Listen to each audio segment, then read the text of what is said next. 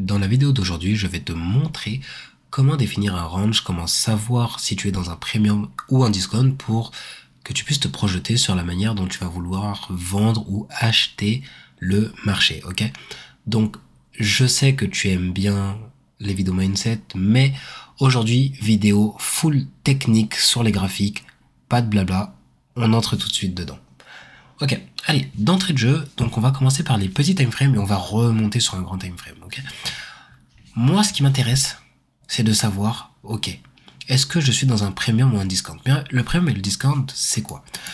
C'est deux niveaux de prix, ok? Donc une zone supérieure, une zone inférieure. La zone supérieure, c'est ce je vais appeler justement un discount. La zone inférieure, c'est ce que je vais appeler, désolé, j'en prends. La zone supérieure, c'est votre premium, ok, premium. Et la zone inférieure, c'est votre discount. Et là, vous allez me dire, mais si le niveau supérieur, il a un nom, le niveau inférieur, il a un nom, est-ce que le niveau central, il a un nom? Et oui, ce niveau, ça s'appelle le niveau d'équilibre. Donc le point d'équilibre, en anglais, on va nommer équilibrium. Ok? Ok, donc, qu'est-ce que ça a d'important? Quand je suis dans un premium c'est quelque chose de cher, c'est quelque chose de luxueux, d'accord, dans l'esprit. Donc, quelque chose qui est premium, c'est quelque chose que là, on a envie de vendre parce qu'il est cher. Ça veut dire, quand je suis dans la zone supérieure, j'ai envie de partir à l'achat, et quand je suis dans la zone inférieure, j'ai envie de partir... Voilà. On va reprendre. Quand je suis dans la zone supérieure, j'ai envie de partir à la vente. Quand je suis dans la zone inférieure, j'ai envie de partir à l'achat. Ok. Donc, qu'est-ce que je vais retenir de ça? Donc déjà, je vais retenir que je vais sauvegarder ce modèle avec les petites écritures qui peut être très intéressant pour moi. Hop.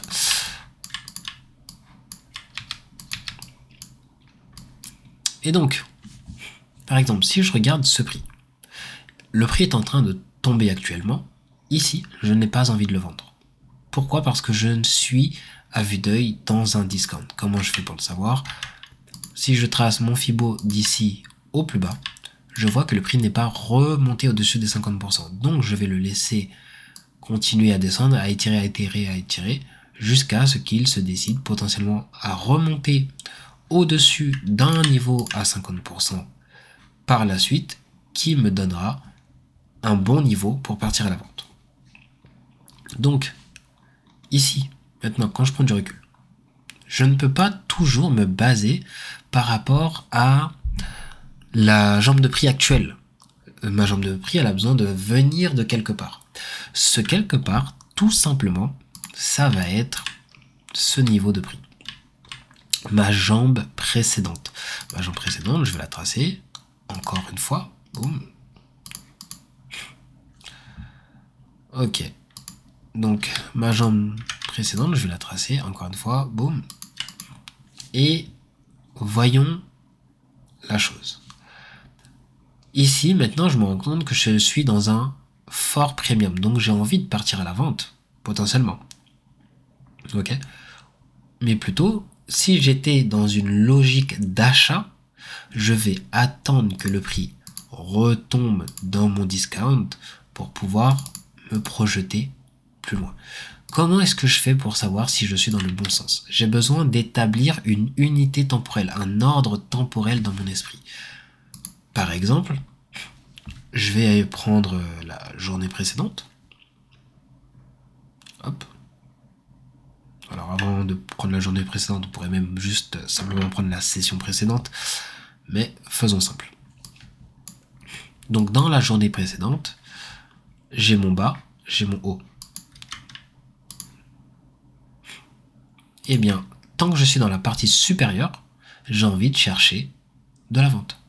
Donc ici, j'ai envie de chercher des ventes. Pourquoi pas? Ça veut dire que là, au moment où je tourne la vidéo, il est très tard pour nous. Mais la prochaine journée, elle va commencer ici. Donc, il faudra voir comment le haut et le bas de ma journée précédente se sera étendu pour pouvoir comprendre où est-ce que j'aurais envie d'aller.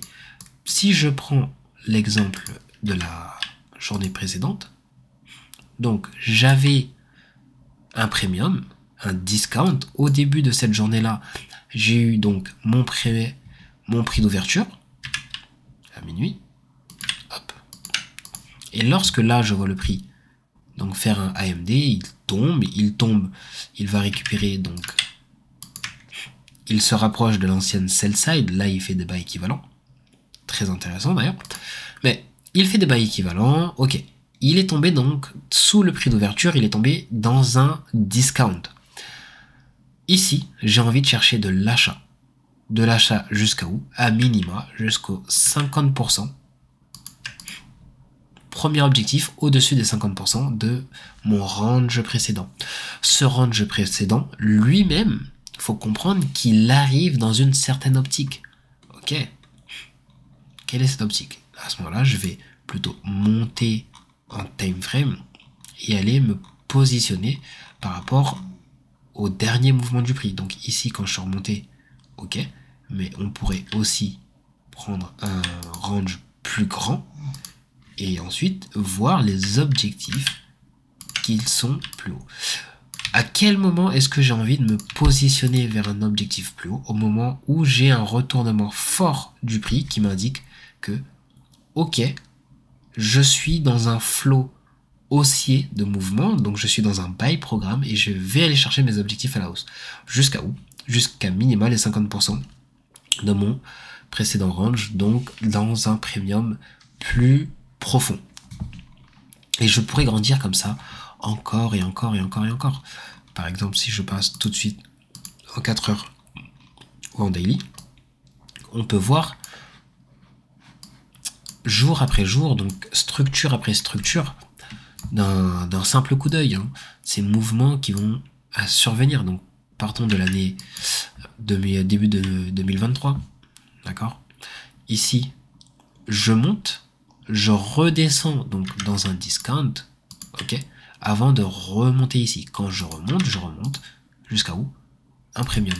Dans un premium, ici j'avais un petit imbalance. Boom. Ensuite, je vais naviguer vers un ancien discount. Ensuite, je vais remonter vers un premium. Ensuite, je vais retomber vers un discount. Ainsi de suite. Et là, au moment où le prix commence à partir dans une direction, vraiment être en distribution, donc par exemple, je peux prendre ce haut. Idéalement, je prends plutôt celui-ci. Pour une raison simple, c'est que d'ici à ici, le prix a déjà rééquilibré ses 50%. Donc je peux me baser sur un nouveau range. Donc je prends ce range, je l'étends. Qu'est-ce qui se passe? Au bout d'un certain temps, le prix va retracer jusqu'à où? Jusqu'au 50%. Ici, on vient chercher donc ce déséquilibre. On notera tout de même qu'on ne récupère pas de liquidité au-dessus des 50%. Ok? Donc le prix continue de s'étendre, et ensuite le prix il va finir par se retourner, faire notre modèle d'achat, remonter jusqu'au 50%, et cette fois-ci on va remonter jusqu'à la proximité de ce déséquilibre. Et qu'est-ce qui aura fait rebondir le prix juste avant le déséquilibre? Notre order block baissier. Ok, donc c'est là où le fait d'avoir plusieurs informations peut nous permettre, mais c'est pas grave. Pourquoi? Parce que idéalement, je ne vise pas le déséquilibre le plus loin. Idéalement, je vise le premier objectif dans mes 50%. C'est-à-dire, je vais viser, par exemple, ce premier swing. Et à partir du moment où ce swing il est atteint, je m'attends à un retournement de tendance qui ne va pas forcément arriver tout de suite. Okay, mais je dois rester sur mes gardes. Donc, deux choix s'offrent à moi. Soit je trade à la hausse jusqu'à me faire invalider, donc jusqu'à prendre par exemple 2 stop loss de suite, et à ce moment-là je me dirais peut-être que le marché se retournait, ou alors j'attends, et une fois que le marché me montrera vraiment un signe fort qu'il a changé de sens, comme ici, donc modèle, boom, nos 50%, on remonte, on remonte, on remonte, on remonte jusqu'à où? Ici, l'order block premier order block au-dessus des 50%. D'accord? Alors oui, là, je peux voir l'order block parce que je suis en daily. Bien évidemment qu'en fonction du time frame où vous allez regarder, vous allez voir d'autres éléments de marché. Si je suis dans un time frame plus petit, j'aurai peut-être des imbalances, des swings hauts ou des équilibres plus gros. Pourquoi pas en weekly? Allons voir tout de suite. Donc, en weekly, cette fois, donc on était bien ici. Hop. Alors, attendez. J'ai un doute sur la zone que je regardais. Alors là, je regardais celle-ci. Je vais supprimer toutes les autres qui me perturbent visuellement. Ok. Et donc, ici, en weekly, qu'est-ce qui se passe maintenant? Eh bien, l'information est beaucoup plus simple. On est venu clôturer donc le déséquilibre. On voit que la clôture du déséquilibre permet au marché, de retenir le corps des bougies.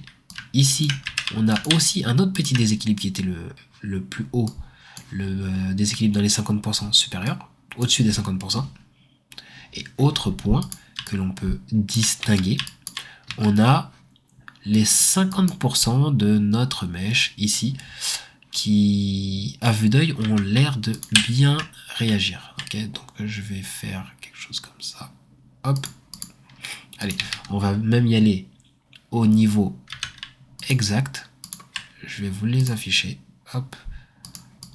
Donc là, les 50% de ma mèche sont à 0,87 Je vais prendre ma petite note de prix et on va voir que ici, on est à 0,87 Donc voilà, on a plein d'informations qui permettent de comprendre où est-ce que le prix peut réagir sur des niveaux très précis.